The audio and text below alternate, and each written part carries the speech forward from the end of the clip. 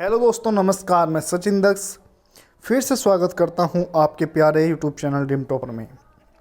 जी हाँ दोस्तों, ये वीडियो जैसा कि आप टाइटल देख रहे हैं, ये वीडियो बीकॉम थर्ड ईयर के लिए है। बीकॉम थर्ड ईयर में हमने एक सब्जेक्ट स्टार्ट किया था जिसका नाम था ई कॉमर्स।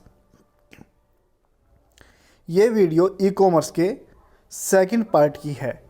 और सेकंड पार्ट आपको क्या कहता है, सेकंड जो पार्ट कह लो या फिर आप सेकंड यूनिट कह लो, जो आपकी यूनिट सेकंड है वो आपकी प्लानिंग ऑनलाइन बिजनेस से रिलेटेड है।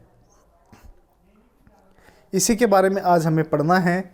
इसके बारे में आज हमें थोड़ी सी थ्योरी कवर करनी है। उसके बाद जो नेक्स्ट वीडियो होगी, नेक्स्ट वीडियो में मैं आपको इससे रिलेटेड जितने भी क्वेश्चन होंगे वे आपको क्वेश्चन कराऊंगा। इससे पहले की जो वीडियो थी, अगर दोस्तों अभी तक आपने वो नहीं देखी है तो प्लीज़ उसे ज़रूर देखें। उससे आपको इंट्रोडक्शन होगा, यानी कि वो इंट्रोडक्शन ऑफ ई कॉमर्स थी। उससे आपको पता चलेगा कि ई कॉमर्स क्या होता है और क्या नहीं। जो ये सेकंड है, ये प्लानिंग ऑफ ऑनलाइन बिजनेस है, या फिर आप कह सकते हैं प्लानिंग ऑनलाइन बिजनेस या फिर प्लानिंग ऑनलाइन ई कॉमर्स से रिलेटेड। सपोज दैट आप कोई बिजनेस स्टार्ट करना चाहते हैं और आप चाहते हैं कि मैं कोई ऑनलाइन बिजनेस स्टार्ट करूं, ठीक है, इस तरह से आप चाहते हैं, तो उसके लिए आपको क्या क्या प्लानिंग करनी होगी, यही मैं इस वीडियो में आपको बताने वाला हूं। चलिए स्टार्ट करते हैं और देखते हैं क्या क्या नीड्स होगी।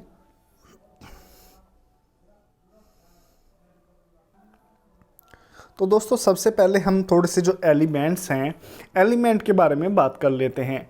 Element of online business plan, कि हमें कौन कौन से एलिमेंट चाहिए अपने बिजनेस को ऑनलाइन करने के लिए, ऑनलाइन बिजनेस स्टार्ट करने के लिए। सबसे पहले जो आपका पॉइंट आता है वो आपके मन में आता होगा बिजनेस का मॉडल। ठीक है, ये एक इम्पोर्टेंट आपका एलिमेंट है कि भाई बिजनेस का मॉडल क्या होगा और बिजनेस मॉडल में क्या क्या पॉइंट होंगे। आप सोच रहे होंगे कि बिजनेस मॉडल क्या होता है। तो दोस्तों जो बिजनेस मॉडल है, बिजनेस मॉडल में हमें सबसे पहले बात करनी है कि जो फर्स्ट पॉइंट है ये कहता है विच टाइप ऑफ बिजनेस। आप अगर कोई बिजनेस स्टार्ट करना चाहते हैं, सबसे पहले आपके माइंड में एक आइडिया क्लिक करना चाहिए कि भाई मुझे किस चीज़ का बिजनेस करना चाहिए। अदरवाइज़ आप किस चीज़ का बिजनेस करेंगे आप खुद सोचो। तो सबसे पहले जो आपके मन में टर्म्स होनी चाहिए कि विच टाइप ऑफ बिजनेस, यानी मैं किस तरह का बिजनेस स्टार्ट करूंगा। और जो सेकंड थिंग है वो ये है मैन्युफैक्चरिंग या फिर डिजिटल प्रोडक्ट। सपोज दैट अगर आप कोई ऑनलाइन बिजनेस स्टार्ट करना चाहते हैं तो आपने सबसे पहले अपना देख लिया कि भाई मुझे बिजनेस किस तरह का स्टार्ट करना है ना। यहाँ पे टाइप भी बहुत सारे होते हैं बिजनेस के। जैसे कि आप अगर बात करना चाहें ऑनलाइन में, फूड डिलीवरी का भी आता है एक, हाँ, जैसे कि जोमेटो, स्विगी, इनके मन में भी तो एक आइडिया आया होगा ना। और ऑनलाइन आपके कई सारे बिजनेस हैं, ठीक है, जैसे कि ऑनलाइन ई लर्निंग में तो आपका एक बिजनेस टाइप ही होगा, ठीक है। और उसके बाद जो सेकंड थिंग्स है ये मैन्युफैक्चरिंग डिजिटल प्रोडक्ट, यानी कि हम अपने बिजनेस के अंदर कुछ चीज़ मैन्युफैक्चरिंग करेंगे या फिर कोई डिजिटल प्रोडक्ट का हम बिजनेस करने वाले हैं। ये डिजिटल प्रोडक्ट क्या होता है इसके बारे में सबसे पहले जान लेते हैं। डिजिटल प्रोडक्ट होता है बेसिकली आपका कोई सॉफ्टवेयर या कोई आपका ई बुक, है ना, जैसे कि आपके पीडीएफ वगैरह होते हैं। जैसे कि ये स्लाइड है, जैसे मैं आपको इसे डाउनलोड करने के लिए दूंगा। सपोज दैट अगर मैं इसे पैसों में आपको, इससे मैं कोई पैसे कमाना चाहता और पैसों में मैं इसे बेचना चाहता, तो ये आपके लिए डिजिटल प्रोडक्ट हो जाता और मेरे लिए भी डिजिटल प्रोडक्ट हो जाता और आप इसे पैसों में खरीदते। इस तरह के कई सारे आपकी सर्विसेज होते हैं जो आपके डिजिटल प्रोडक्ट कहलाते हैं। जैसे कि आपकी कोई मूवी हुई, वो भी आपका डिजिटल प्रोडक्ट ही कहलाएगा। आपकी कोई वीडियो लेक्चर्स या फिर आप जैसे रिचार्ज कराते हैं, एक तरह से वे भी आपके लिए डिजिटल प्रोडक्ट होगा। या फिर कोई सॉफ्टवेयर या कोई एप्लीकेशन, इस तरह के जितने सारे भी आपके मॉडल्स होंगे वे आपके डिजिटल प्रोडक्ट कहलाएंगे।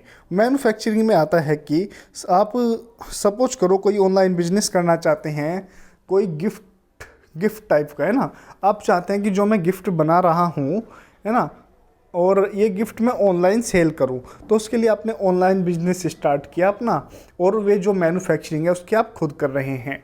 या फिर कुछ पीपल ऐसे होते हैं वो होलसेल में कई सारे प्रोडक्ट उठा के ले आते हैं, या उठाने का सेंस यहाँ पे है खरीद कर ले आते हैं और फिर उन्हें सेल करते हैं। जैसे कि आपने देखा होगा अमेजोन जो फ्लिपकार्ट जैसी वेबसाइट है, इनका कोई भी मैन्युफैक्चरिंग अपने आप से नहीं होती। इस पे क्या होता है ना, कई सारे पीपल होते हैं, पीपल इन द सेंस हम जैसे या तुम जैसे, ठीक है, जो भी इस वीडियो को देख रहे हैं आप भी हो सकते हैं, ठीक है। सपोज आपके पास कोई मैन्युफैक्चरिंग होती है, आप कोई बैट बॉल बनाते हैं या फिर किसी भी तरह का आप कोई मैन्युफैक्चरिंग करते हैं, प्रोडक्ट बनाते हैं और आप उसे ऑनलाइन सेल करना चाहते हैं, तो आप अमेजोन पे आसानी से कर सकते हैं। इसी तरह से ऑनलाइन बिजनेस का ये आपका मैन्युफैक्चरिंग या डिजिटल प्रोडक्ट का पॉइंट क्लियर हो जाएगा। आई थिंक समझ में आया होगा आपको कि मैन्युफैक्चरिंग या डिजिटल प्रोडक्ट, ये आपको सोचना है कि आप कैसा करना चाहते हैं।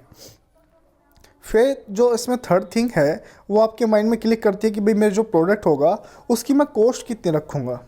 कॉस्ट तो सीधी सी बात है भाई, आपको अपने आप ही डिसाइड करनी होगी, कोई और तो डिसाइड नहीं करेगा ना, तो आपके मन में ये भी पॉइंट आएगा। फिर जो डी पॉइंट है वो है सॉफ्टवेयर ऑफ डिजिटल प्रोडक्ट।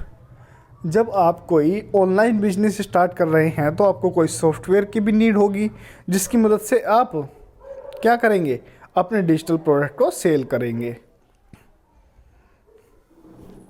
देखो जो पांचवा पॉइंट है, इसमें मैंने आपको बताया है कि जो डिजिटल प्रोडक्ट होता है वो आपका क्या हो सकता है। सपोज दैट कोई भी सॉफ्टवेयर हुआ, विंडो इन द सेंस क्या हुआ, विंडो आपके घर में लगी हुई, आपकी खिड़की नहीं, खिड़की की बात नहीं कर रहा हूँ मैं यहाँ पे, बेसिकली जो आपके कंप्यूटर में विंडोज़ होती है उसकी बात कर रहा हूँ। जैसे कि विंडो 10, विंडो 8, विंडो 7 या विंडो XP, विंडो 2003, है ना। इस तरह की कई सारी विंडोज़ मार्केट में अवेलेबल होती हैं, है ना, उनकी बात कर रहा हूँ। यानी कि विंडो को हम एक तरह से कह सकते हैं ऑपरेटिंग सिस्टम। या फिर अगर आप कोई एंटीवायरस बनाते हैं तो एंटीवायरस भी आपका डिजिटल प्रोडक्ट में ही काउंट होता है। जो ये एंटीवायरस है ये क्या हुआ, डिजिटल प्रोडक्ट में एंटीवायरस का मतलब है जैसे आपके मोबाइल, आपका लैपटॉप, यदि उसमें कोई वायरस टाइप में आता है, कुछ गड़बड़ करता है, सिक्योर करने के लिए आपको एंटीवायरस की नीड्स होती है। और एक होता है आपका एप्लीकेशन क्या, जैसे कि हमारे मोबाइल में जितने भी आपके ऐप होते हैं ये सारे बेसिकली एप्लीकेशन ही कहलाते हैं। बिलिंग सॉफ्टवेयर, भाई हमारा जो डिजिटल प्रोडक्ट है इसके अंदर बिलिंग सॉफ्टवेयर का भी एक रोल होता है। ये क्या हुआ, सपोज आप कहीं पे भी कोई भी सामान खरीदते हैं और आप बोलते हैं कि भैया मुझे बिल दो, तो वो क्या करता है, फटाक से अपना उसने सॉफ्टवेयर ओपन किया और कुड़ करके आपका बिल तैयार कर दिया। तो वो भी एक सॉफ्टवेयर की मदद से ही किया, यानी कि उसके पास कोई ना कोई डिजिटल प्रोडक्ट है। और इसी तरह के जो बिलिंग सॉफ्टवेयर हैं बहुत सारी कंपनी बनाती हैं और बेचती हैं, तो यहाँ पे डिजिटल प्रोडक्ट में आपका बिलिंग सॉफ्टवेयर भी आ जाएगा। जो सेकंड एलिमेंट आता है वो आता है आपका ऑपरेशन। फर्स्ट एलिमेंट था आपका बिजनेस का मॉडल, आपको बेसिकली बिजनेस का मॉडल तैयार करना था और यहाँ पे आपने कर लिया। उसके बाद आता है आपका ऑपरेशन। ऑपरेशन क्या है, फर्स्ट पॉइंट कहता है how to customer get product, यानी जो आपका कस्टमर है, जैसे आप ऑनलाइन बिजनेस कर रहे हैं तो आप अपने कस्टमर को कोई प्रोडक्ट बेचेंगे या सेल करेंगे तो वो कैसे पा सकता है उसको। कोई प्लेटफॉर्म है आपके पास, सपोज आपके पास कोई डिजिटल दुकान हो, डिजिटल दुकान ये क्या हुआ, ठीक है समझाते हैं इसे भी। या फिर आपके पास क्या होना चाहिए, आपके पास कोई वेबसाइट हो ई-कॉमर्स जिस पे आप आसानी से बेच सकें। इसमें एक है डिलीवरी ऑप्शन, क्या आपको डिलीवरी ऑप्शन रखने की कोई नीड है या नहीं है ना। जैसे आपको कोई प्रोडक्ट है, क्या उसे डिलीवर करने की ज़रूरत पड़ेगी। सपोज आप चाहते हैं कि मेरा जो ये प्रोडक्ट है वो डिजिटल नहीं है, ये कोई फिजिकल प्रोडक्ट है और मैं इसे कस्टमर के घर तक कैसे बेच सकता हूँ, तो उसके लिए ये है आपका डिलीवरी ऑप्शन की यहाँ पे नीड होती है। एक पॉइंट है इसमें ई-कॉमर्स वेबसाइट। ई-कॉमर्स वेबसाइट मैंने आपको बताया था, जैसे कि अमेज़ॉन, फ्लिपकार्ट, ईबे टाइप की जितनी भी सारी वेबसाइट हैं जो क्या करती हैं, आपका सेलिंग का काम करती हैं या कुछ खरीदने बेचने का काम करती हैं, वे आपका ई-कॉमर्स वेबसाइट कहलाती हैं। तो इसमें यही बात कर रहे हैं कि आपके पास कोई ई-कॉमर्स वेबसाइट है या फिर नहीं है, ठीक है, ऑपरेशन ये होंगे इसमें। इसके बाद हम बात करते हैं थोड़ी सी सेल की। सेल्स में क्या होगा, विच ऑनलाइन स्टोर या प्लेटफॉर्म। सेल में यही पॉइंट आ जाता है कि भाई जो आप अपनी सेल करोगे वो कौन से प्लेटफॉर्म पे करोगे, या फिर कोई ऑनलाइन स्टोर है या फिर इस तरह का। फिर इसमें आता है जो आपकी वेब होस्टिंग है ना, उसका जो मंथली चार्ज होगा वो कितना जाएगा, जिससे आपकी कोई सेल पे क्या फ़र्क पड़ने वाला है ना, इस तरह के ऑप्शन इसमें है। और एक पॉइंट है इसमें पेमेंट गेटवे का। पेमेंट गेटवे क्या होता है, जो आप अपना पेमेंट रिसीव करोगे वो किस तरह से करोगे, किस पेमेंट गेटवे की मदद से करोगे। बेसिकली अभी हम यहाँ पे क्या कर रहे हैं, अभी प्लानिंग कर रहे हैं। जब आपकी आगे की यूनिट आएंगी तो उसमें मैं आपको बहुत अच्छे से समझाऊंगा कि पेमेंट गेटवे आखिरकार होता क्या है। ये जो वर्ड बोला है, ये पेमेंट गेटवे क्या चीज़ होती है। अभी कम शब्दों में केवल ऐसा समझो, जो आपका ऑनलाइन माध्यम से जो कस्टमर या कंज्यूमर से पैसा रिसीव करने का जो तरीका है उसे ही आप पेमेंट गेटवे बोलते हैं। सपोज ये आपकी कोई वेबसाइट है, या फिर हम इसे बोल देते हैं ये आपका क्या है, आपका ऑनलाइन स्टोर है जिसमें बहुत सारे आपके प्रोडक्ट रखे हुए हैं और ये इंटरनेट पर अपलोडेड है, यानी कि एक ऑनलाइन आपका प्लेटफॉर्म है। यहाँ पे सपोज करो एक कस्टमर है आपका, ठीक है, और ये कस्टमर अपने मोबाइल में सर्च करता है। मोबाइल तो खैर नहीं मैंने अच्छा बनाया, ये उसका मोबाइल हो गया, टच का है ना भाई, ये अच्छा सा बन जा। हाँ, आप बोलोगे कि यार कितना बड़ा तो ये आदमी भी नहीं जितना बड़ा मोबाइल है। It's doesn't matter. ये अपने मोबाइल से कोई भी प्रोडक्ट सर्च करता है, और जो ये वाला आपका प्लेटफॉर्म है ये सीधा सीधा क्या होता है, इसके मोबाइल में ओपन हो जाता है। ठीक है, हम इसे थोड़ा सा कलरफुल कर ले। अबे भाई ये क्या कर दिया, चलो दोबारा करते हैं ना। ये आपका कोई ऑनलाइन स्टोर है और ये कोई आपके छोटकू मियाँ है, और ये क्या कर रहे हैं, ऑनलाइन स्टोर खोलते हैं और ये कोई प्रोडक्ट चूज़ करते हैं जो इन्हें ख़रीदना है। इसके बाद आपको ये बात आती है कि भाई जो ये ऑनलाइन बिजनेस है ये इसे प्रोडक्ट बेचेगा क्यों, पैसे के बदले। और ये पैसे देगा कैसे, जो इसका ओनर है वो तो यहाँ पे बैठा है, ये दिल्ली में बैठा है सपोज करो, है ना, और ये पंजाब से है कोई, तो भाई कैसे ख़रीदेगा, यानी पैसे कैसे देगा, प्रोडक्ट कैसे प्राप्त करेगा। उसके लिए हमें नीड पड़ती है आपके पेमेंट गेटवे की। तो यहाँ पे बेसिकली पेमेंट गेटवे क्या करेगा, ये कोई कंपनी है पेमेंट गेटवे, वो इस कस्टमर से पैसे लेगी ऑनलाइन माध्यम से और आपके अकाउंट में क्या करेगी, ट्रांसफ़र कर देगी। तो ये सारा का जो पेमेंट, ये बीच में कंपनी बैठी है, या फिर जो बीच में ये जो भी आपने कोई बेसिकली सॉफ्टवेयर का यूज़ किया है, जो भी यूज़ किया है, वही आपका पेमेंट गेटवे कहलाता है।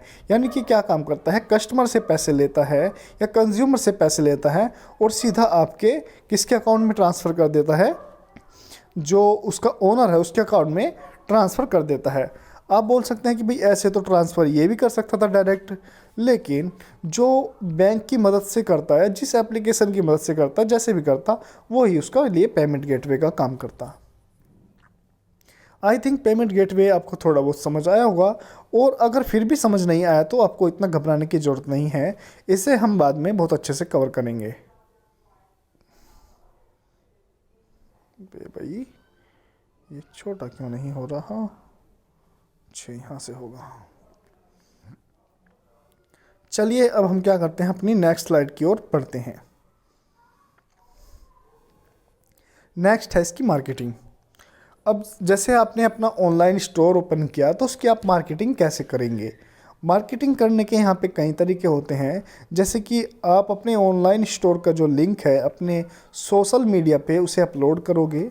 जैसे कि फेसबुक पे हुआ, यानी आप फेसबुक पे उसकी कोई कैंपेन चलाओगे, या फिर आप उसकी ट्विटर पे कोई कैंपेन चलाओगे, इंस्टा पे कोई वो चलाओगे, आप उसकी कोई कैंपेन चलाओगे। इस तरह की यहाँ पे मार्केटिंग या एडवर्टाइजमेंट की बात होती है। एक तरीका आता है आपका यूट्यूब। आप यूट्यूब को कुछ पैसा दो, यूट्यूब क्या करेगा, एक छोटी सी वीडियो बना के आपके ऑनलाइन स्टोर्स की, और वो पब्लिक को दिखाएगा। वीडियो बेसिकली आपको खुद बनानी पड़ेगी, केवल आपको उसे अपलोड करनी पड़ेगी, यूट्यूब को बताना पड़ेगा। ठीक है, एक तरीका आपका ये भी होता है, यानी यूट्यूब एड्स। और ये किसकी मदद से होता है, ये आपका गूगल एडवर्ड की मदद से होता है। ठीक है, और ये गूगल एडवर्ड क्या बोला है, आजकल आपने देखा होगा जैसे कि आप कोई भी वेबसाइट ओपन करते हैं या फिर आप यूट्यूब पे वीडियो देखते हैं, तो वीडियो को दिखाने से पहले कोई ऐड आपको दिखाया जाता है। वो ऐड बेसिकली किसी ना किसी कंपनी का ऐड ही होता है और किसी ना किसी कंपनी का मार्केटिंग करने का एक क्या होता है, एक स्ट्रैटेजी होती है। तो यहीं पे हमने थोड़ी सी बात की यूट्यूब ऐड की। और एक होता है आपका गूगल ऐड। गूगल ऐड क्या होता है, सपोज आप, यानी गूगल ऐड भी आपका यूट्यूब ऐड ही होता है। गूगल ऐड में बेसिकली एक ऐसा आ जाएगा, जैसे आप गूगल पे कुछ भी सर्च करते हैं, कोई वेबसाइट सर्च करते हैं, तो उसके अंदर आपको दिखाई देने वाला ऐड बेसिकली आपका गूगल ऐड ही कहलाता है। यहाँ पे एक पॉइंट है कि हाउ टू एडवर्टाइजिंग, है ना, वो फर्स्ट पॉइंट था लेकिन ये गलती से ऊपर नीचे हो गया। It's doesn't matter. फिर आता है आपका बजट। मार्केटिंग के अंदर बजट का क्या रोल होगा कि आप जैसे कोई मार्केटिंग करेंगे तो आप मंथली बेसिस पे करेंगे या फिर ईयरली बेसिस पे करेंगे। सपोज आपके पास अच्छा खासा पैसा है और आपका जो ऑनलाइन स्टोर है वो इतना ज़्यादा फेमस नहीं है लोगों के बीच, तो आपको क्या करना होगा, आप उसका पूरे साल अपना ऑनलाइन ऐड दिखाओ तो आपको ज़्यादा बेनिफिट होगा। तो वो आपके बजट के ऊपर ही डिपेंड करता है कि आपको बजट कैसा है मार्केटिंग को लेके। तो यानी कि आपकी एक स्ट्रैटेजी ही होगी और यहाँ पे हम प्लानिंग ही तो कर रहे हैं कि भाई जो हमारा एडवर्टाइजमेंट होगा उसे हम किस तरह से करेंगे, मार्केटिंग किस तरह से करेंगे और क्या बोलते हैं आप उसके अंदर कितना बजट लगाने वाले हैं, ये आप केवल अभी प्लानिंग कर रहे हैं। इसके बाद हम जो हमारा 5 एलिमेंट है वो होता है आपका इनकम। क्या एलिमेंट इनकम हो सकता है? जी हाँ, हो सकता है। अगर आप कोई भी बिजनेस स्टार्ट करेंगे तो बेसिकली आप इनकम के लिए ही करेंगे और आपको इससे कोई इनकम हो रही है या फिर नहीं हो रही, यही आपका इसका पॉइंट है। यानी आपको कोई प्रॉफिट गेन हुआ या नहीं हुआ, यानी प्राप्त हुआ या नहीं हुआ। अगर होता है तो अच्छी बात और नहीं होता है तो आप अपना स्टोर बंद कर देंगे। अब हम थोड़ा सा जो सेकंड है, ये सेकंड पॉइंट है बेसिकली यहाँ पे कोई एलिमेंट नहीं है, एलिमेंट केवल आपके 5 ही थे। इसके बाद हम देख लेते हैं थोड़ा सा अपना, इसके बाद जो सेकंड पॉइंट है प्लानिंग के अंदर वो क्या होता है। यहाँ पे हम थोड़ी सी बात करते हैं कि जो हमारे बिजनेस होते हैं वो कितने टाइप के बिजनेस होते हैं, या फिर आप कह सकते हैं type of electronic business model. आपके जो ऑनलाइन बिजनेस होते हैं वो कितने टाइप के होते हैं, ये हमें थोड़ा सा समझना है। ये आपके कई तरह के होते हैं, इसे थोड़ा वन बाय वन हम करके समझते हैं। इसे मैं थोड़ा सा और जूम कर लेता हूँ।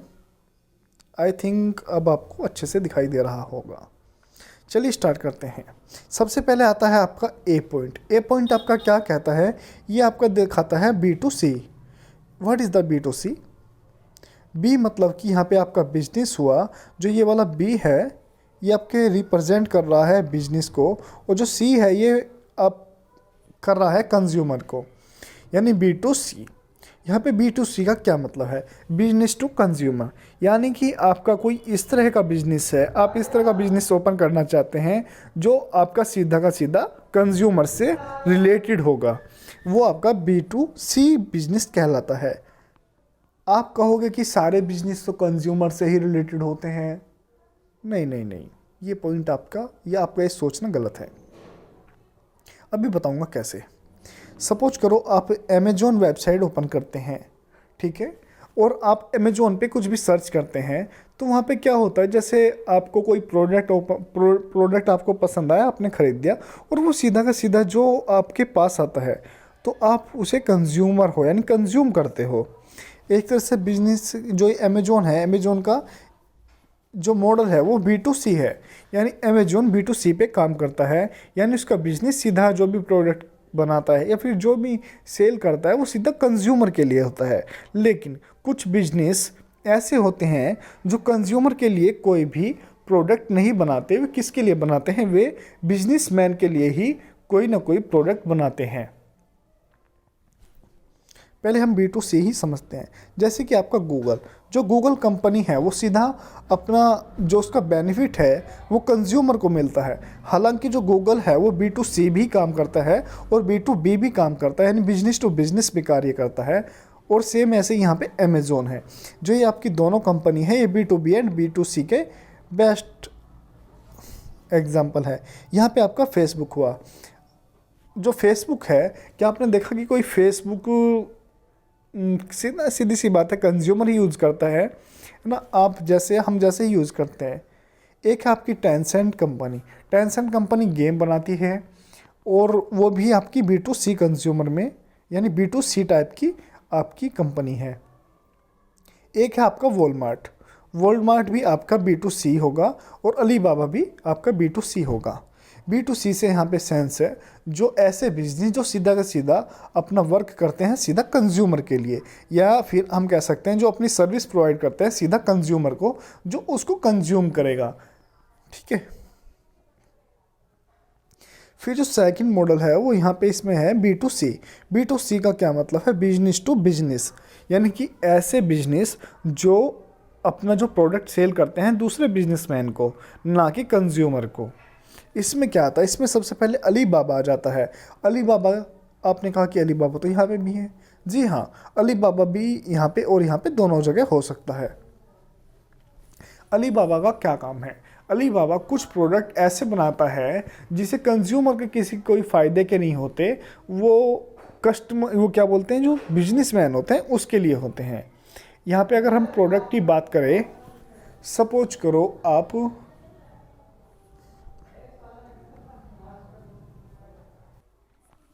सपोज करो अलीबाबा कोई ऐसा प्रोडक्ट सेल करता है जो कि कोई स्पेयर पार्ट का है। स्पेयर पार्ट यानी कि कोई स्पेयर पार्ट है जिसे वो सेल कर रहा है। जैसे कि आपके घर में कोई एलईडी लगी है, एलईडी के अंदर जो भी आपके इंस्ट्रूमेंट लगे हैं, जो भी छोटे छोटे पार्ट लगे हैं, वो छोटे छोटे पार्ट को अलग अलग सेल करता है। तो आप ये बताइए, अगर आप कंज्यूमर हैं तो क्या आपके वे पार्ट किसी काम के हैं? जी नहीं। लेकिन अगर कोई एलईडी रिपेयर वाला है तो उसके काम के हैं, यानी कि वो सीधा कोई कंज्यूमर नहीं है, वो आपका बिजनेसमैन ही है। या फिर आप ऐसे कह सकते हैं अलीबाबा जो वेबसाइट है या फिर अलीबाबा का जो प्लेटफॉर्म है वो कोई इस तरह की कोई मशीन बनाता है। किस तरह की मशीन? कोई भी मशीन हो सकती है जो बड़े लेवल की होती है, जिससे आपका सपोज करो जैसे फर्नीचर बनाने वाले होते हैं, इनका कोई पार्ट्स है जो वे मशीन बना नहीं नहीं नहीं हाँ, अलीबाबा कोई कटिंग टाइप की कोई मशीन होती है ना, इस टाइप की मशीन सेल करता है। और वो मशीन किस टाइप की है, वो आपने देखा होगा जो रंदा वगैरह होता है ना, जो कटिंग की टाइप की होती है, तो उसका फर्नीचर टाइप वाले की वो नीड है, तो उसे कंज्यूमर की तो कोई नीड है ही नहीं उसमें ना। इसी तरह की कोई मशीन बेचता है या फिर कोई भी ऐसा प्रोडक्ट बेचता है जिसका कंज्यूमर से कोई रिलेटिव नहीं है, वो बिजनेसमैन की ही नीड है, वो आपका B2B बिजनेस कहलाता है। ऐसे ही आपका इंडिया मार्ट है। इंडिया मार्ट पे भी ऐसे ही कोई आपके मशीनों के बड़े बड़े प्रोडक्ट मिलते हैं या फिर मशीनों के बड़े बड़े इंस्ट्रूमेंट मिलते हैं जिनकी कंज्यूमर को कोई भी नीड नहीं होती, वो केवल एक दूसरे बिजनेसमैन को ही नीड होती है। अभी मैं इनके आपको जैसे गूगल ओपन करूँगा तो वहाँ पे कुछ एग्जांपल दिखा दूँगा। जैसे आपका पंतजलि है। पंतजलि दोनों तरह से काम करता है, कंज्यूमर भी यानी बिजनेस टू कंज्यूमर भी और बिजनेस टू बिजनेस भी। ये क्या मतलब हुआ? जैसे जो B2B में भी पंतजलि है, पंतजलि क्या काम करता है, अपना कोई भी प्रोडक्ट बनाता है और वो या तो कंज्यूमर को डायरेक्ट सेल करेगा या फिर जो अपने प्रोडक्ट हैं वो पहले बिजनेसमैन को, जो छोटे बिजनेसमैन हैं उन्हें सेल करता है और वे छोटे बिजनेसमैन आपको सेल करते हैं, यानी कंज्यूमर को सेल करते हैं। तो पंतजलि भी यहाँ पे 2 टाइप्स बिजनेस करता है, B2B एंड B2C। फिर इसके बाद जो ट्रेड इंडिया है, ट्रेड इंडिया भी सेम ऐसा ही है जैसा कि आपका इंडिया मार्ट है, यानी ये भी कोई मशीनों के इंस्ट्रूमेंट बनाता है या फिर बेचता है, ठीक है, और बिजनेस टू बिजनेस डील करता है ना। बिजनेस टू बिजनेस का यहाँ पे एक ऐसा भी सेंस है, या फिर आप इसे ऐसे समझ सकते हैं, जो अमेजोन कंपनी है वो सीधा जो अपना रिलेटेड होती है, वो किससे रिलेटेड होती है, ये कंज्यूमर से रिलेटेड होती है, ठीक है। और ये गूगल भी, ये भी सीधा कंज्यूमर से ही रिलेटेड होता है। लेकिन अलीबाबा से आप कोई प्रोडक्ट नहीं खरीदते, लेकिन जो अलीबाबा होता है वो बेसिकली बिजनेसमैन के लिए एक बेस्ट ई प्लेटफॉर्म हो सकता है। ऐसे जो इंडिया मार्ट है, यहाँ से भी आप बहुत सारे कोई भी मतलब कुछ नहीं खरीदोगे, इसका भी ना आपने शायद नाम नहीं सुना होगा, क्योंकि ये भी बिजनेसमैन के लिए एक बेस्ट प्लेटफॉर्म है। यानी कि आप ऐसा समझ सकते हैं, यहाँ पे कोई बिजनेसमैन है, ठीक है, ये कोई कंपनी है और ये बड़े बड़ी मशीन बनाती है। और यहाँ पे एक छोटा सा कोई व्यक्ति है, वो अपना छोटा बिजनेस स्टार्ट करना चाहता है और वो अपने लिए कोई मशीन सर्च कर रहा है। जैसे उसने कोई मशीन सर्च की, इंडिया मार्ट का उस इंडिया मार्ट पे जाएगा, कोई मशीन सर्च करेगा, तो ये इंडिया मार्ट क्या काम करता है, इस बिजनेस वाले का जो रिलेशन है इस बिजनेस वाले से बना देता है। तो यानी कि यहाँ पे एक ऐसा हुआ, जो ये इंडिया मार्ट है ये काम करता है बिजनेस टू बिजनेस। ठीक, और जो आपका अमेजोन है, अमेजोन यहाँ पे जो कंपनी है वो सीधा कंज्यूमर को ही क्या करती है, कंज्यूमर की जो नीड है उसे फुलफ़िल करती है, ना कि किसी बिजनेसमैन की। लेकिन जो इंडिया मार्ट है ये आपका बिजनेस टू बिजनेस चलता है। आई थिंक अब आपको समझ आ ही गया होगा। एक इसके बाद जो जो इसके बाद एक पॉइंट है, ये आपका सी पॉइंट है, सी टू सी। यहाँ पे सी टू सी का क्या मतलब है, यहाँ पे कंज्यूमर टू कंज्यूमर होता है। यानी कि यहाँ पे जो ये प्लेटफॉर्म काम करते हैं, जैसे OLX काम करता है, ये एक कंज्यूमर से दूसरे कंज्यूमर के लिए ही काम करता है, ना कि कोई बिजनेसमैन के लिए। यहाँ पे क्या मतलब है, सपोज मैं अपना मोबाइल सेल करना चाहता हूँ और मैंने इसे OLX पे डाल दिया, तो ये दूसरा जो कंज्यूमर होगा उसे कोई नीड होगी तो वो मेरे पास कांटेक्ट करेगा with the help of OLX, यानी OLX की मदद से। और बस यहाँ पे इसलिए हम समझ सकते हैं कि जो OLX है वो कंज्यूमर टू कंज्यूमर काम करता है, ना कि बिजनेसमैन। यानी मेरा मोबाइल है वो कोई बिजनेसमैन तो खरीदेगा नहीं, जो कोई कंज्यूमर है यानी कंज्यूमर ही खरीदेगा, कोई बिजनेस क्यों खरीदेगा मेरा मोबाइल। ऐसे ही आपका एक ऑप्शन है क्विकर। क्विकर भी आपकी जो पुरानी, यानी आप कंज्यूमर टू कंज्यूमर में ऐसे समझ सकते हैं, जो भी चीज़ें आपकी पुरानी होती हैं और आप पुरानी चीज़ों को बेचते हो या ख़रीदते हो। जैसे आप अपने घर में सपोज कुछ फर्नीचर खरीदना चाहते हैं और आपका इतना बजट नहीं है कि आप नया फर्नीचर खरीदें, तो आप उसे OLX पे आसानी से ढूंढ सकते हैं।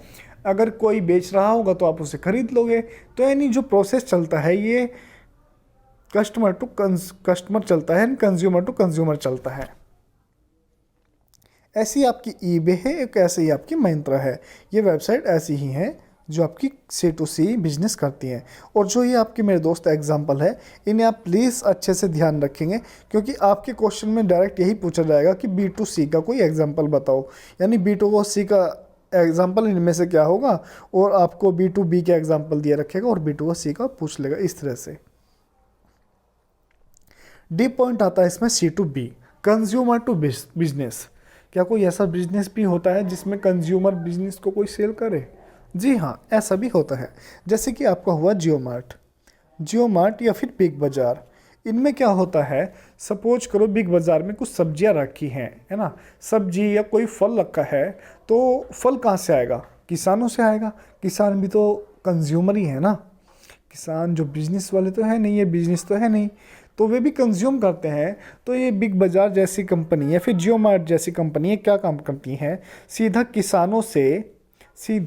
किसानों से जितना भी वो फसल वगैरह होती है उसे ख़रीद लेते हैं और फिर उसके बाद उसे अच्छे से वॉश करके या फिर पैक वैक करके उसे अच्छे से अपने उस पर जो इनके ये बिग बाज़ार है ना होते हैं, इनमें बेचती हैं या फिर जियो मार्ट में बेचते हैं ये कंपनियां या ये फिर बिजनेस। और जैसे उन्हें सेल करते हैं तो फिर कंज्यूमर उन्हें ख़रीदते हैं। यानी कि ये बिज़नेस हमारा बेसिकली C2B पे काम करता है, यानी कि जो बिजनेसमैन है वो यहाँ पे कंज्यूमर से ही सामान खरीदता है। बेसिकली आप जो एग्जांपल है, इन एग्जांपल को याद रखेंगे। फिर इसके बाद आपका 5 पॉइंट आता है C2A। C2A क्या है, ये कंज्यूमर टू एडमिनिस्ट्रेशन है ना, या फिर आप A to C कह लो या C2A कह लो, इसमें कोई फ़र्क नहीं पड़ता। यहाँ पे जैसे सपोज आप अपने कोई DL है और DL यानी ड्राइविंग लाइसेंस, उसकी कोई फ़ीस जमा करना चाहते हैं एडमिनिस्ट्रेशन को। एडमिनिस्ट्रेशन यहाँ पे कौन है, यहाँ पे एडमिनिस्ट्रेशन में गवर्नमेंट की बात की जा रही है, ठीक है, क्योंकि यहाँ पे भी तो हमारा किन्हीं ऑनलाइन माध्यम से पैसे का लेन देन होता है ना, हम पैसा देते हैं या फिर वो हमें कुछ सर्विस प्रोवाइड करते हैं, इस तरह से। या फिर कोई ऑनलाइन एग्ज़ाम की फ़ीस है, या फिर आप कह सकते हैं राशन की दुकान है। राशन की दुकान भी आपकी C2A में ही आती है। इसके बाद यहाँ पे देख लेते हैं B2A। B2A होता है आपका बिजनेस टू एडमिनिस्ट्रेशन, यानी government work done by company. कोई भी गवर्नमेंट की स्कीम है और वो किसी कंपनी या किसी बिजनेस द्वारा पूरी की जाती है। सपोज कोई गवर्नमेंट किसी जगह को कोई सर्वे करना चाहती है, तो उसने किसी प्राइवेट कंपनी को कोई उसका ठेका दे दिया कि भाई जाओ इसका सर्वे करके मुझे दे दो, मैं तुम्हें पैसे दूंगा ना। इस टाइप के जितने भी आपके वर्क होते हैं ये B2A में आते हैं, यानी business to administration. Alright guys, इसके बाद जो हमने ये 2 पॉइंट अभी तक पढ़े हैं अपने बिजनेस प्लानिंग के अंदर, और मैं देखता हूँ वीडियो हो चुकी है 30 मिनट की, कोई नहीं। इसके बाद भैया ज़्यादा जो मत हो, बेइज्जती कराएगा हमारी, बदतमीज। ओके, इसके बाद देखो हमने सारे के सारे पॉइंट क्लियर कर लिए हैं। इसके बाद जो थर्ड पॉइंट आता है वो आती है आपकी वेबसाइट डिज़ाइनिंग। जी हाँ, जो आपका ई-कॉमर्स है इसमें थोड़ी सी आपको नॉलेज होनी चाहिए वेबसाइट डिज़ाइनिंग की। सबसे पहला पॉइंट आता है टाइप ऑफ वेबसाइट। यहाँ पे बेसिकली हम डिज़ाइनिंग नहीं सीख रहे हैं, यहाँ पे केवल हम एक प्लानिंग कर रहे हैं ना, कि आपको क्या क्या जो नॉलेज है उसके बारे में आपको पता होना चाहिए। टाइप ऑफ वेबसाइट, यहाँ पे आपकी 2 टाइप्स की वेबसाइट होती हैं। एक होती है आपकी डायनेमिक, एक होती है आपकी स्टैटिक। आपको केवल बस ये इन्फॉर्मेशन है, एक तरह से इसे सुन लो और याद कर लो, इतनी ज़्यादा आपको इसमें टेक्निकल होने की ज़रूरत नहीं है, है ना। 2 टाइप की आपकी वेबसाइट होती है, एक डायनेमिक होती है, एक स्टैटिक होती है। डायनेमिक वेबसाइटों में क्या होता है मैं आपको बताता हूँ। डायनेमिक वेबसाइट वे होती हैं जिनके अंदर डाटा डेली चेंज होता है या फिर बहुत जल्दी चेंज होता रहता है। उस तरह की जो वेबसाइट आपकी डायनेमिक कहलाती हैं। जैसे कि आपकी फेसबुक है ना, फेसबुक जो वेबसाइट है वो आपकी डायनेमिक है। या फिर आप कह सकते हैं गूगल भी आपकी डायनेमिक है। अमेजोन भी आपकी डायनेमिक है। या फिर आपकी यूनिवर्सिटी की कोई वेबसाइट, या फिर किसी गवर्नमेंट का कोई पोर्टल है ना, गवर्नमेंट का कोई पोर्टल, इस तरह की जितनी भी वेबसाइट होती हैं सारी की सारी आपकी डायनेमिक होती हैं। आप ऐसे याद कर सकते हैं, जिस वेबसाइट पे आपका डेली डाटा चेंज होता है उसे आप डायनेमिक कहते हैं। जैसे कि कोई न्यूज़पेपर वाली वेबसाइट जो न्यूज़ शो करती है। स्टैटिक वेबसाइट क्या होती है या फिर स्टैटिक वेब पेज क्या होते हैं? वे डाटा जिन्हें हमें चेंज करने की ज़रूरत नहीं होती, ऐसी वेबसाइटों को हम स्टैटिक कहते हैं। यानी कि सपोज करो मैं क्या करना चाहता हूँ, मैं एक ऐसी वेबसाइट बनाना चाहता हूँ जिसमें जितने भी मेरे देश के प्रधानमंत्री हैं अब तक के जो हुए हैं या फिर राष्ट्रपति हैं, मैं उनमें उन सभी की सूची यानी उन सभी का फ़ोटो लगाकर मतलब उनके बारे में कोई इन्फॉर्मेशन देना चाहता हूँ। ठीक है, तो मैं क्या करता हूँ, ऐसी कोई वेबसाइट बनाता हूँ और मैंने सारा डाटा उसमें कलेक्ट कर दिया। अब ये बताइए क्या मुझे ऐसी वेबसाइट में डेली की डेली चेंज करने की कोई ज़रूरत पड़ेगी? आप बोलेंगे कि नहीं, ऐसी वेबसाइट में कोई चेंज की ज़रूरत नहीं पड़ेगी, क्योंकि जितने आपके देश के प्रधानमंत्री हुए हैं, राष्ट्रपति हुए हैं, वे तो हुए ही हैं, वे चेंज नहीं होंगे। जैसे कि आगे को 5 साल बाद चेंज होंगे, 6 साल बाद चेंज होंगे, हम उनमें चेंज कर सकते हैं। या हम कह सकते हैं स्टैटिक वेबसाइट ऐसी होती हैं जिनमें एक लंबे समय के बाद कोई चेंज होता है, लेकिन डायनेमिक में चेंज बहुत जल्दी होता है और स्टैटिक में नहीं होता। आप इनके नाम से ही समझ सकते हैं ना। इसके बाद दोस्तों थोड़ी सी बात आती है, एक टाइप ये भी होता है नॉर्मल वर्सेस ई कॉमर्स का। एक वेबसाइट होती है आपकी नॉर्मल, एक होती है आपकी ई कॉमर्स। हम बात कर रहे हैं ई कॉमर्स की, तो हम नॉर्मल की बात भी थोड़ी सी समझ लेते हैं।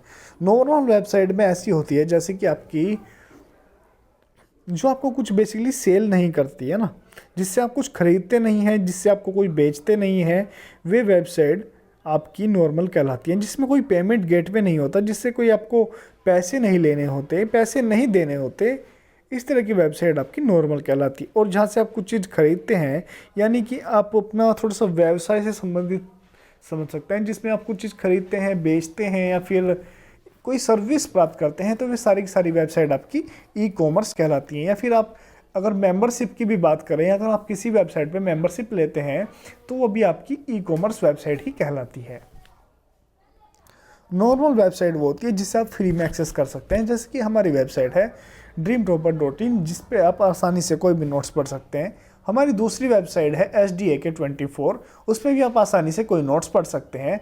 हम कोई भी चार्जेस आपसे नहीं लेते, तो हमारी नॉर्मल वेबसाइट है। इसके बाद हमें देखो मेरे दोस्त कुछ पॉइंट हैं वे आपको समझने हैं। एक पॉइंट होता है brick and Greek business model. इसे थोड़ा सा समझ लो, क्वेश्चन बन सकता है, आपके पेपर में क्वेश्चन आ सकता है। ब्रिक एंड ग्रीक मॉडल क्या होता है? यहाँ पे जो ब्रिक है, ब्रिक का मतलब होता है आपका ऑफलाइन स्टोर से। कैसे हो? स्टोर से, ऑफलाइन से। और जो आपका ग्रीक है, सॉरी मेरे दोस्त यहाँ पे ग्रीक लिखा गया, ये आपका ग्रीक है, ठीक है, इसे जी कर लेंगे। जो आपका ग्रीक होता है आपका ऑनलाइन स्टोर। इन दोनों में डिफरेंस क्या है? कोई कंपनी सपोज करो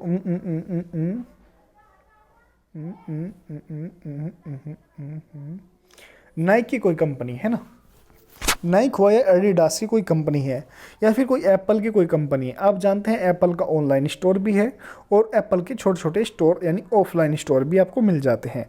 आप जानते हैं जैसे कि एडिडास या फिर नाइक है, उनकी जो कंपनी है उनके आपको ऑनलाइन पोर्टल भी मिलेंगे और उनके आपको ऑफलाइन स्टोर भी आसानी से मिल जाते हैं, है ना। इस तरह की जितने भी आपके कंपनी होते हैं वे आपके ऑनलाइन और ऑफलाइन दोनों पे विश्वास करते हैं और दोनों की तरह के भी उनके पास स्टोर होते हैं। इससे फ़ायदा क्या होता है?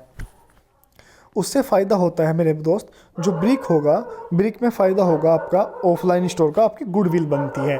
अगर कहीं पे आपके शहर के अंदर कोई ऑफलाइन स्टोर है किसी कंपनी का, तो आप यानी कि उसकी गुडविल अच्छे से बन जाएगी। आप समझते हैं कि हाँ ये एक अच्छी कंपनी है। लेकिन अगर कोई कंपनी केवल ऑनलाइन है तो आपकी उसकी जो गुडविल है इतनी अच्छी नहीं बन पाती। तो यही बात है। और जो ऑनलाइन में फ़ायदा क्या होता है? यहाँ पे अवेलेबिलिटी ऑफ प्रोडक्ट, यानी यहाँ पे जो प्रोडक्ट है वो 24 आवर्स आपका अवेलेबल रहता है, यानी हमेशा अवेलेबल रहता है। इसलिए इसे हम ब्रिक एंड ग्रीक कहते हैं और ये एक बेस्ट मॉडल होता है। इससे क्या होती है? आपकी ब्रांडिंग होती है, आपकी जो सप्लायर नेटवर्क है वो रहता है और डिस्ट्रीब्यूटिंग आपकी रहती है। यहाँ पे यानी ब्रांडिंग का मतलब है यानी आप एक कस्टमर के बीच में आपका जो ट्रस्ट है वो बना रहता है, आपकी गुडविल डेवलप होती है। सप्लायर नेटवर्क यानी सपोज करो अगर किसी भी जगह पे किसी भी पर्सन को कुछ भी चीज़ चाहिए तो वो आसानी से ले सकता है, या तो ऑनलाइन या फिर ऑफलाइन। और डिस्ट्रीब्यूटिंग यानी कि वो आसानी से जो कंपनी है वो या बिजनेस है वो आसानी से अपना प्रोडक्ट सेल कर सकती है, बेच सकती है।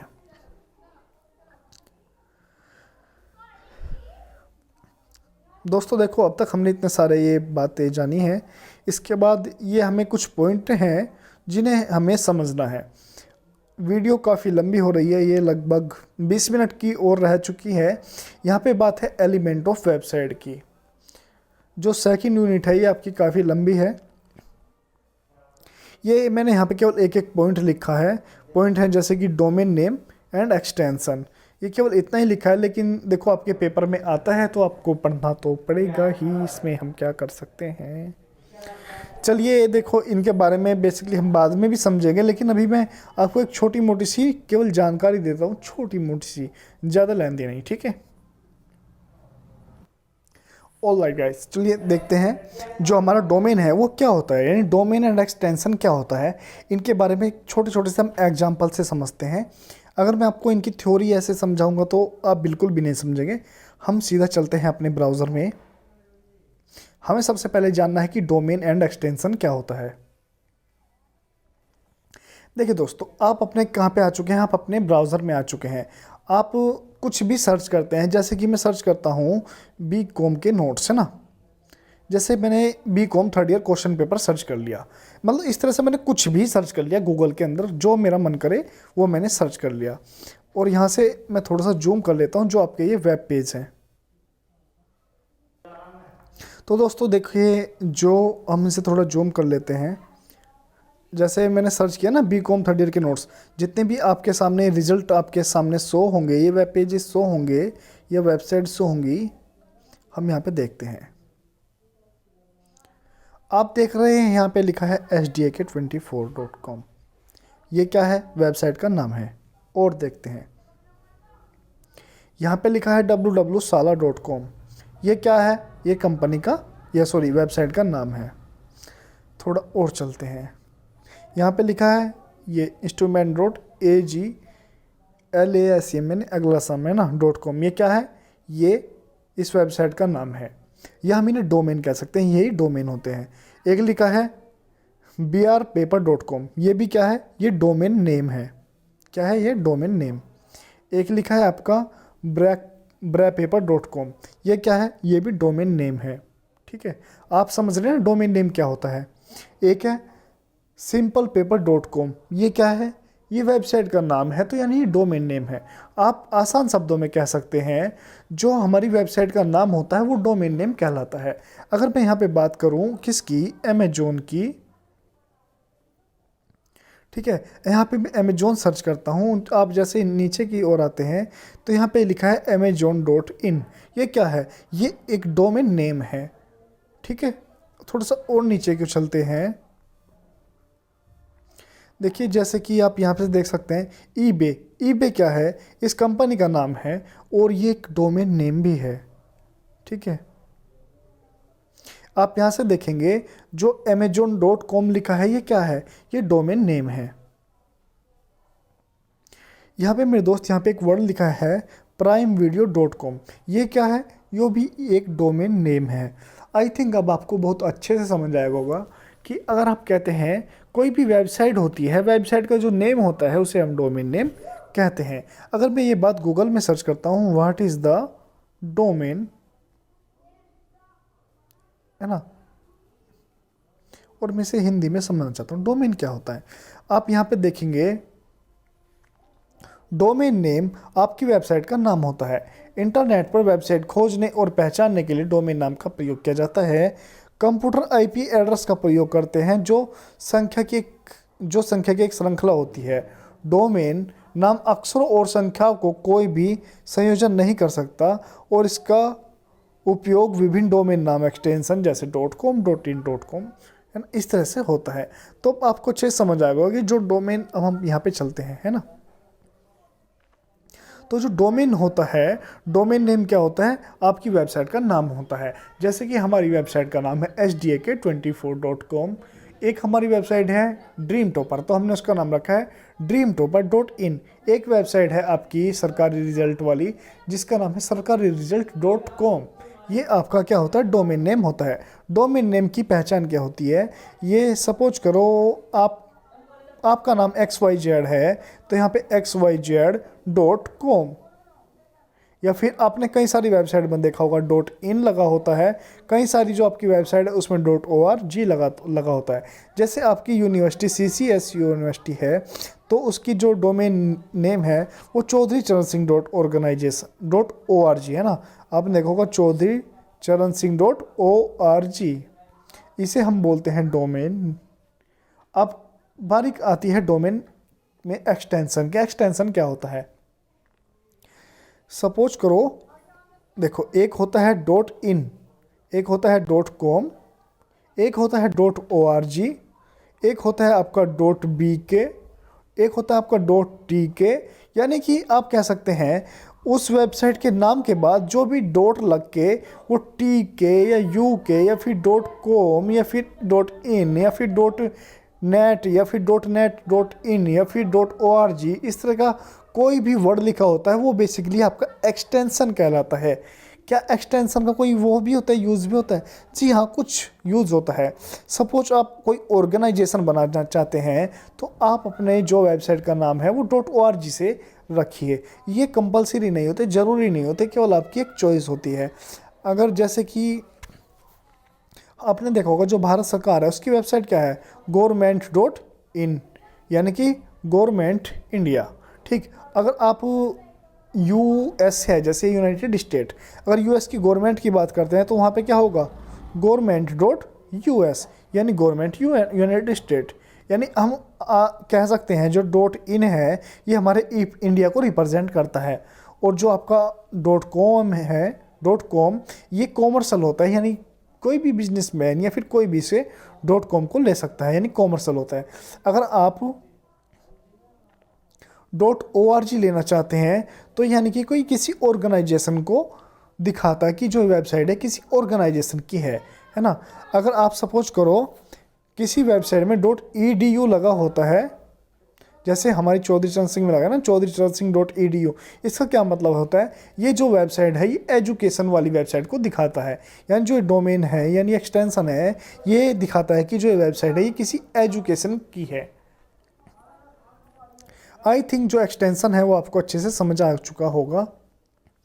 इसके बाद हम बात कर लेते हैं होस्टिंग। होस्टिंग क्या होती है, जो आपकी वेबसाइट होती है ना, ये वेबसाइट है, सपोज करो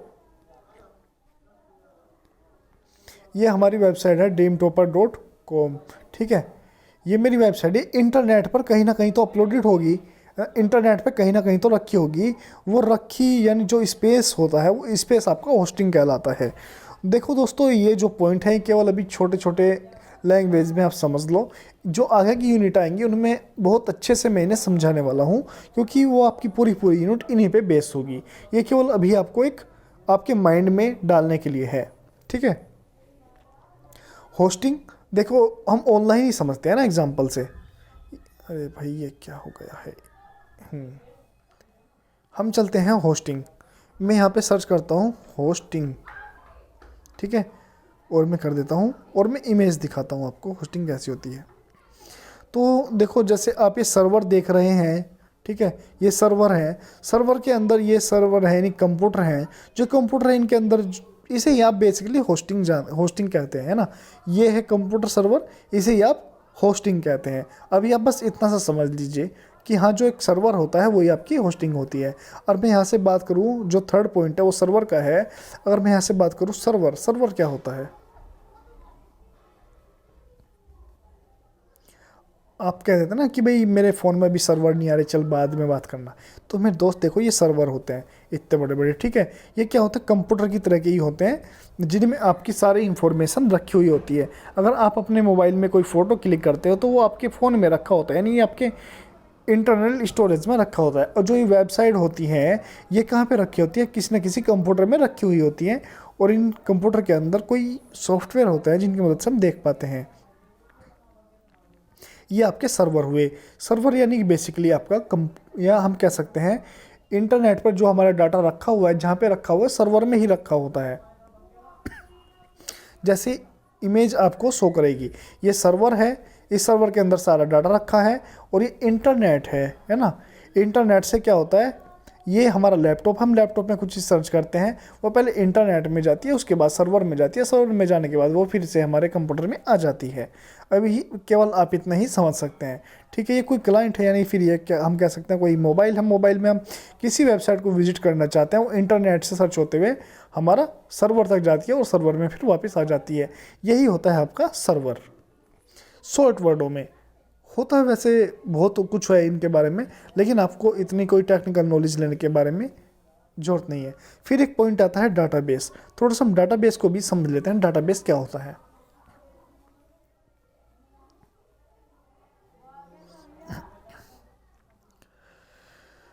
देखिए ये होता है आपका डाटाबेस।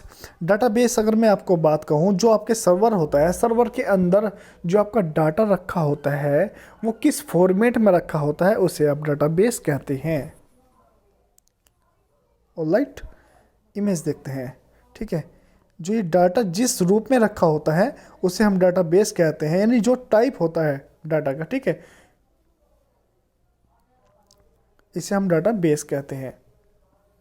इसके बाद हम चलते हैं भाई अपना सर्वर सॉफ्टवेयर की तरफ। सॉरी दोस्त, जो सर्वर सॉफ्टवेयर होता है वो क्या होता है, जो सर्वर होते हैं यानी कंप्यूटर होते हैं उनके अंदर जो सॉफ्टवेयर लगे होते हैं, जो ये नोट करते हैं इन बातों को कि कोई व्यक्ति वेबसाइट विजिट करना चाहता है, तो वे सॉफ्टवेयर क्या काम करते हैं ना, उस व्यक्ति तक उन वेबसाइटों को पहुंचाने का काम करते हैं, सर्वर सॉफ्टवेयर कहलाते हैं। यानी हम कह सकते हैं ऐसे सॉफ्टवेयर जो सर्वर के अंदर यूज होते हैं उन्हें हम सर्वर सॉफ्टवेयर कहते हैं। अभी केवल इतनी सी बस छोटी छोटी सी आप बात याद रख लो, उसके बाद में जैसे हम इन्हें डिटेल में पढ़ेंगे, जो आपकी आगे की क्या बोलते हैं ना यूनिट है, उनमें काफ़ी अच्छे से इनका रोल आने वाला है, काफ़ी अच्छे से आपको समझनी होगी। और वीडियो भी काफ़ी ज़्यादा लेंथी हो रही है, इसलिए मैं केवल इसे शॉर्ट में आपको समझा रहा हूँ। एक होता है आपका वेब टूल। वेब टूल क्या होता है, वेबसाइट को डिज़ाइन करने के लिए जो भी टूल की हमें ज़रूरत होती है वो वेब टूल कहलाता है। इसके बाद एक आता है आपका HTTPS। HTTPS क्या होता है, ये होता है मेरे दोस्त हाइपर टेक्स्ट ट्रांसफ़र प्रोटोकॉल। और इसके बाद में जो AS लगा है ये आपका शो करता है कि ये वेबसाइट सिक्योर है। आपने कई सारी वेबसाइटों में देखा होगा, जैसे हमारी भी वेबसाइट है उसमें लिखा होता है HTTPS, है ना, सॉरी HTTPS, है ना, फिर ये दो इस तरह से सिंबल लगे होते हैं, फिर इस तरह से दो साइन बने होते हैं, और फिर उसके सामने कोई भी वेबसाइट होती है, फिर उसके बाद में एक्सटेंशन लगाता है जैसे .com.in। ये बेसिकली URL होता है पूरा का पूरा, ठीक है। तो जो ये HTTP है ना, ये एक तरह का प्रोटोकॉल होता है। प्रोटोकॉल को हम बाद में समझेंगे, लेकिन अभी केवल इसे समझ लो। HTTP की फुल फॉर्म होती है हाइपर टेक्स्ट ट्रांसफ़र प्रोटोकॉल, और जो ये S है ये सिक्योर को वो करता है कि ये जो वेबसाइट है ये सिक्योर है और नहीं है। अगर किसी वेबसाइट में HTTP लगा है तो याद रखिए आप उस वेबसाइट पे कभी भी कोई भी पेमेंट ना कीजिए, क्योंकि वो सिक्योर नहीं होती। अगर उसमें S लगा है तो वो उस वेबसाइट क्या हो जाती है, सिक्योर मानी जाती है। देखिए यहाँ से हम थोड़ा सा दिखा देता हूँ आपको, ठीक है। देखो जैसे मैं अपनी वेबसाइट ओपन करता हूँ ड्रीम टॉपर,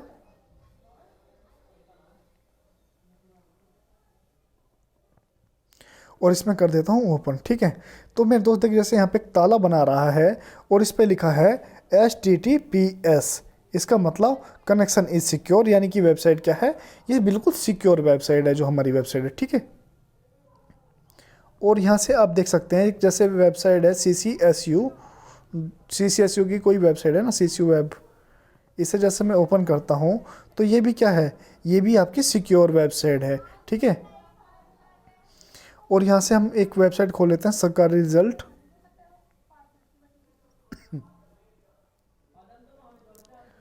ये भी क्या है, ये भी आपकी एक सिक्योर वेबसाइट है इस तरह से। लेकिन कुछ वेबसाइट होती हैं जो आपकी सिक्योर नहीं होती, आप समझ जाना है ना, जिनमें S नहीं लगा होगा, वहीं पे लाल उसमें लिखा जाता है वेबसाइट नॉट सिक्योर। इसके बाद हम बात करते हैं पेमेंट गेटवे की। पेमेंट गेटवे के बारे में आपको बता चुका हूँ। पेमेंट गेटवे क्या होता है ना, किसी वेबसाइट का और जो कंज्यूमर है उनके बीच में जो पेमेंट का रिलेशन जो बनाता है ना, वो पेमेंट गेटवे की मदद से बनता है। इसके बाद बात आती है ब्राउज़र की। देख दोस्त, जो ये गूगल है, ये गूगल क्या है ना, बेसिकली एक सर्च इंजन है, और जो क्रोम है, क्रोम हमारा ब्राउज़र है। तो मैं यहाँ से ब्राउज़र सर्च कर लेता हूँ, ठीक है।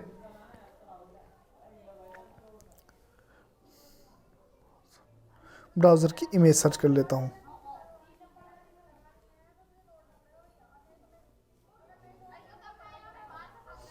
ठीक है। हाँ, यहाँ से तो आप देख रहे होंगे आपके मोबाइल में, आपके PC में एक ब्राउज़र होता है जिसे आप जानते हैं क्या, मोजिला फायरफॉक्स के नाम से, है ना। मोजिला फायरफॉक्स के नाम से। एक आपके कंप्यूटर में होता है गूगल क्रोम, एक होता है माइक्रोसॉफ्ट इंटरनेट एक्सप्लोरर। और आप कोई एप्पल यूज़र हैं तो आपके मोबाइल में जहाँ पे आप नेट वगैरह को सर्च करते हो तो सफारी के अंदर करते होंगे। कई लोगों के मोबाइल में ओपेरा भी होगा। जो इस तरह के कई सारे जहाँ पे ना हम कुछ चीज़ सर्च करते हैं, है ना, जैसे मैं देखो आपको दिखा देता हूँ, देख खुल जा भैया सही से, है ना। जैसे ये है, देखो ये क्या है, एक ब्राउज़र है, ठीक है, जहाँ पे ये वेबसाइट ये ओपन हुई है। और ये गूगल क्या है, गूगल हमारा सर्च इंजन है। याद रखेंगे कि जो गूगल है वो सर्च इंजन है, गूगल को कोई भी ब्राउज़र नहीं बोलेगा, ठीक है।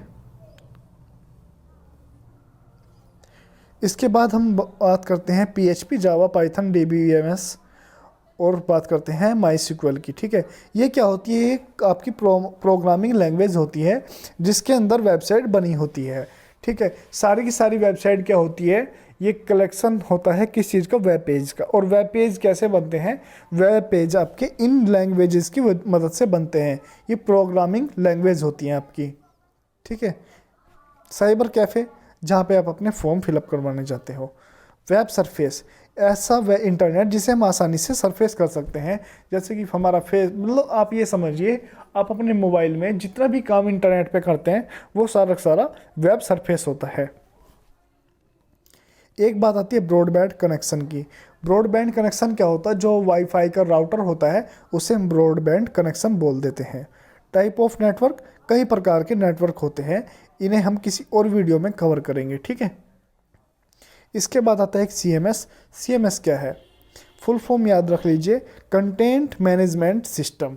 इतना ही आपके लिए काफ़ी है, ठीक, कंटेंट मैनेजमेंट सिस्टम, है ना। और इसे बाद में भी मैं आपको बताऊंगा अच्छे से, जो बाद की यूनिट होगी, इसके बाद कोई यूनिट होगी उसमें इसका अच्छा खासा रोल होगा, लेकिन यहाँ पे केवल नाम याद कर लीजिए। और अगर कोई एग्जाम्पल पूछे, एग्जाम्पल है इसका वर्डप्रेस। IP क्या होती है, IP होती है इंटरनेट प्रोटोकॉल। आपके मोबाइल का जो भी इंटरनेट पे कोई एड्रेस है या पहचान है वो आपकी IP कहलाती है, इंटरनेट प्रोटोकॉल कहलाती है। जैसे अगर मैं बात करूँ, इसे काटो, यहाँ पे आओ, कि जो मेरी IP है, मैं यहाँ पे लिखता हूँ व्हाट इज़ माई IP, यानी इंटरनेट प्रोटोकॉल। यहाँ पे लिखा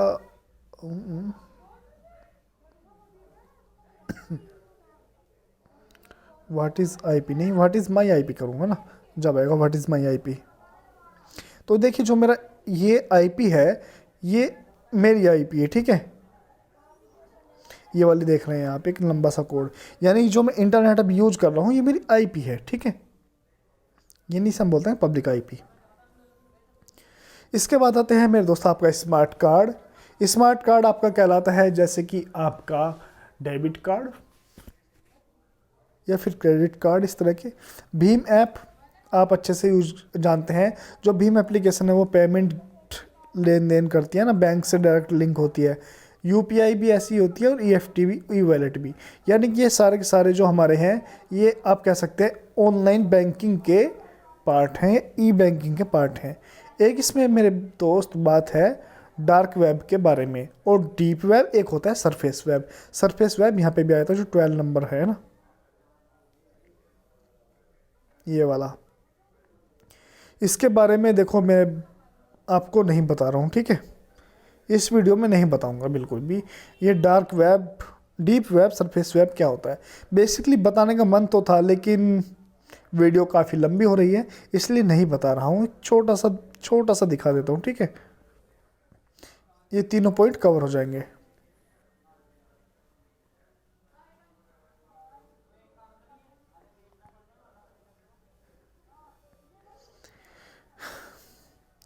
देखो जो ये इमेज है ना, इससे ही आपको मैं समझा देता हूँ कि क्या होता है डार्क वेब और क्या होता है क्या नहीं होता।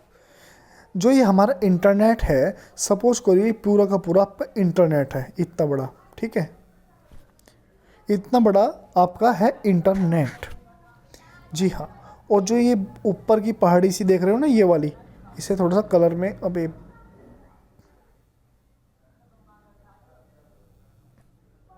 ठीक है, मैं ये यार कलर तो सही से ले रहे, ठीक है, जो ये वाली आप देख रहे हैं ये हमारी है वर्ल्ड वाइड वेब, जिसे हम सरफेस वेब भी बोल देते हैं। इसका क्या मतलब हुआ, इसका मतलब हुआ अगर इंटरनेट इतना बड़ा है तो यहाँ पे लिखा है, देखो एक पॉइंट आप ध्यान से देखेंगे, only 4% of the internet content included public website such as Google, Amazon, Wikipedia, ETC। यानी कि ये हमारा सरफेस वेब है। हम जितने भी लोग हैं ना इस दुनिया में, और जो इंटरनेट है, केवल हम 4% ही यूज करते हैं इंटरनेट का, जी हाँ। आप अपने मोबाइल में YouTube सर्च करते हैं, गूगल सर्च करते हैं, आप अपने मोबाइल में कोई भी वेबसाइट सर्च करते हैं, यानी आप अपने मोबाइल में कुछ भी काम करते हैं, ठीक। अगर कोई कंप्यूटर का कीड़ा भी होगा, वो बहुत ज़्यादा काम करता है ना, तो भी वो 4% में ही आता है इंटरनेट के। और जितनी भी वेबसाइट है ना, ये तमाम वेबसाइट ये सारी की सारी 4% में ही आती हैं। क्या ऐसा सच में है? हाँ मेरे भाई, ऐसा सच में है। यानी जो हम कह सकते हैं पूरे इंटरनेट का 4% सरफेस वेब है, जिसे हम आसानी से सरफेस कर सकते हैं।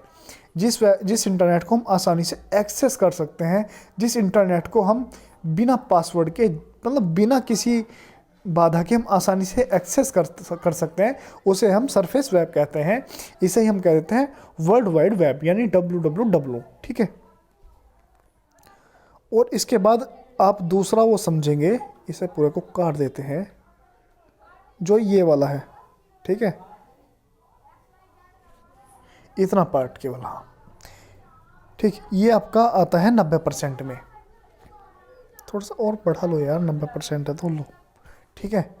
यानी ये जो ये वाला देख रहे हैं आप, ठीक है, ये आता है आपका 90% में। इसे बोलते हैं हम डीप वेब। डीप वेब यानी कि ये 90% है। तो इसका क्या मतलब हुआ, ये ऐसा इंटरनेट कंटेंट है यहाँ पे लिखा है नॉट एक्सेसिबल वाया सर्च, जिसे हम अपनी गूगल सर्च करके एक्सेस नहीं कर सकते। इंक्लूडेड यानी इसके अंदर क्या इंक्लूड है, गवर्नमेंट रिसोर्स, ठीक है, academic information, medical records, subscription information, यानी कि जो हमारे पेमेंट से रिलेटेड जितना भी सारा तामझाम रखा हुआ है, ये आप कह सकते हैं पूरी की पूरी जो बैंकिंग की वेबसाइट है। आपने कभी सोचा है कि जो बैंक में वेबसाइट ओपन करते हैं, कट कट करके आपके अकाउंट से पैसे इधर उधर करते हैं, वो भी तो इंटरनेट पे होता है, लेकिन वो वेबसाइट हम आसानी से क्यों नहीं सर्च कर सकते? क्योंकि मेरे भाई वे आपकी डीप वेब के अंदर रखी होती हैं, वे एक सिक्योर कनेक्शन होती हैं, उन्हें ना आसानी से सर्च नहीं कर सकते बिल्कुल भी, ठीक है। या फिर आप कह सकते हैं गवर्नमेंट की कोई भी स्कीम है, गवर्नमेंट से रिलेटेड कुछ भी है, वो सारा का सारा हमारा इस डीप वेब में रखा हुआ होता है इंटरनेट में। और ये 90% है। आप समझ सकते हैं ना कितनी बड़ी मात्रा में है। यानी हम कुछ भी इंटरनेट नहीं चलाते जितना ये चलाते हैं, ठीक है। इसके बाद एक डार्क वेब। देखो जो 4% 6% बचता है ना, ये होता है डार्क वेब। डार्क वेब कह सकते हैं आप इंटरनेट की दुनिया, डार्क मतलब अंधेरा, ठीक है। ये अंधेरे वाला इंटरनेट है, यानी इंटरनेट का सबसे ही ज़्यादा खतरनाक वाला इंटरनेट है। यहाँ पे क्या होता है, यहाँ पे जितने भी आपके इलीगल काम होते हैं, ठीक, आप यहाँ पे देख पाएंगे आसानी से। इसे थोड़ा और जूम करते हैं। यहाँ पे लिखा है only 6% of the internet content encrypted network that need special software to access included stolen and illegal information, illegal pornography, drugs, trafficking and many other illegal sites। जितनी भी आपकी हैकिंग से रिलेटेड साइट है, जितने भी आपका सारा उल्टा सीधा काम होता है ना, जितना भी आपकी ये सपोज करो पोर्नोग्राफी होती है, किसी को है ना इंटरनेट पे हमें किसी की कोई मर्डर की सुपारी देनी है, या ड्रग सेल करना है, ड्रग परचेज करना है, या फिर हमें किसी को मारने की सुपारी देनी है, किसी का एनकाउंटर करवाना है, इतना या फिर आप कह सकते हैं अगर हमें एनकाउंटर हायर करने हैं, है ना, इस तरह का कोई भी अगर हमें काम इंटरनेट पे करना है ना मेरे दोस्त, वो डार्क वेब के अंदर ही होता है। भूल के भी डार्क वेब को सर्च मत करना अपने फ़ोन में, क्योंकि हो सकता है कि आप भी शिकार बन जाओ। ऐसा क्यों है? ऐसा इसलिए है, यहाँ पे ना 24 घंटे आपके हैकर बैठे रहते हैं। अगर कोई भी इसे क्या बोलते हैं ना, डार्क जो वेबसाइट है उन्हें ओपन करता है, तो वो क्या होता है ना, वो फंस जाता है उनके जाल में, उसे फटाफट हैक कर लेते हैं, उसका मोबाइल भी हैक कर लेते हैं, सारी इन्फॉर्मेशन हैक करने के बाद फिर पैसे मांगते हैं। इस तरह से हम कह सकते हैं जो 6% हमारा डार्क वेब है, और ये एक बहुत ख़तरनाक पार्ट होता है इंटरनेट का। और जो ये आपका 90% है, ये डीप वेब है, जो कि हमारा गवर्नमेंट के अंडर चलता है, जहाँ पे सिक्योर रखा जाता है। जो हमारा डाटा होता है वो सारा डीप वेब के अंदर होता है। और जो डाटा हमारे लिए बेसिकली जिसे हम आसानी से एक्सेस कर सकते हैं, पढ़ सकते हैं, लिख सकते हैं, वीडियो देख सकते हैं, वो सारा जो 4% डाटा है वो हमारा सरफेस वेब कहलाता है। देखो एक बात ही कहूँगा, कभी भी अपने मोबाइल में डार्क वेब या डीप वेब नाम की कुछ भी ब्ला सर्च मत करना, ठीक है, यानी कोई भी ऐसे वर्ड। आई थिंक दोस्तों जो ये पॉइंट है ये आपको काफ़ी अच्छे से समझ आ गया होगा। लेकिन इसके बारे में अगर देखो मैं बात कहूँ तो इसके बारे में कोई स्पेशल वीडियो बनाएं तो ही पता चलेगा कि ये क्या होता है, लेकिन मैं नहीं बनाऊँगा, ठीक है। बस आपको इतना ही समझना है, dark web, deep web, surface web कुछ चीज़ होती है, ठीक है। Thank you for watching this video. दोस्तों अगर आपने अभी तक हमारा यूट्यूब चैनल सब्सक्राइब नहीं किया है तो प्लीज़ कर लेना। अगर आप फेसबुक पे हमें फॉलो करना चाहते हैं तो वो भी कर लेना। अगर आप मुझे इंस्टाग्राम पे फॉलो करना चाहते हैं तो वो भी कर लेना। अगर आपको कोई भी नोट्स चाहिए तो आप इस वाली वेबसाइट से देख सकते हैं, ठीक है, dreamtopper.in से। एक हमारी वेबसाइट है SDAK डी बन जा बाबा, SDAK24.com। अब 24 भाई देखो ये नहीं, sdak24.com, ठीक है। ये हमारी वेबसाइट है, इस पे आपके बीकॉम से रिलेटेड सारे नोट्स मिल जाएंगे। And thanks for watching this video guys. इसके बाद जो वीडियो होगी उसमें मैं आपको इससे रिलेटेड सारे के सारे आपके क्वेश्चन कराऊंगा। प्लीज़ वीडियो को यार पूरी देखना है ना। थैंक यू दोस्तों।